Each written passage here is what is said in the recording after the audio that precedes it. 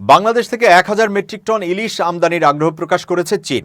বাণিজ্য উপদেষ্টা শেখ বশির উদ্দিনের সঙ্গে সৌজন্য সাক্ষাতের সময় এই আগ্রহ প্রকাশ করেছেন ঢাকায় নিযুক্ত চীনের রাষ্ট্রদূত ইয়াও ওয়েন। সচিবালয়ে বাণিজ্য উপদেষ্টার অফিস কক্ষে এই সাক্ষাতের আয়োজন করা হয়। সাক্ষাৎকালে তারা দ্বিপাক্ষিক সম্পর্ক উন্নয়ন ও বাণিজ্য বিনিয়োগ বৃদ্ধি নিয়ে বিস্তারিত আলোচনা করেন। ইয়াও ওয়েন বলেন, বাংলাদেশের ইলিশ মাছের ব্যাপক চাহিদা রয়েছে চীনে। ইলিশ মাছ রফতানির মাধ্যমে বাণিজ্য ব্যবধান কমানোর সুযোগ রয়েছে বাংলাদেশের। এ সময় তিনি প্রাথমিকভাবে ১,০০০ মেট্রিক টন ইলিশ আমদানির আগ্রহ প্রকাশ করেন।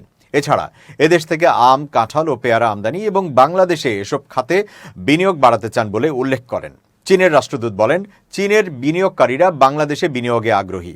চট্টগ্রামের ইকোনমিক জোনে ৩০টি চীনা কোম্পানি বিনিয়োগের আগ্রহ দেখিয়েছে। বাণিজ্য উপদেষ্টা বলেন, চীন বাংলাদেশের অন্যতম উন্নয়ন অংশীদার ও বন্ধু রাষ্ট্র। বিনিয়োগ বৃদ্ধির মাধ্যমে দ্বিপাক্ষিক সম্পর্ক আরও শক্তিশালী করার সুযোগ রয়েছে। শেখ বশির উদ্দিন বলেন, বাংলাদেশের সঙ্গে চীনের বাণিজ্য ব্যবধান অনেক।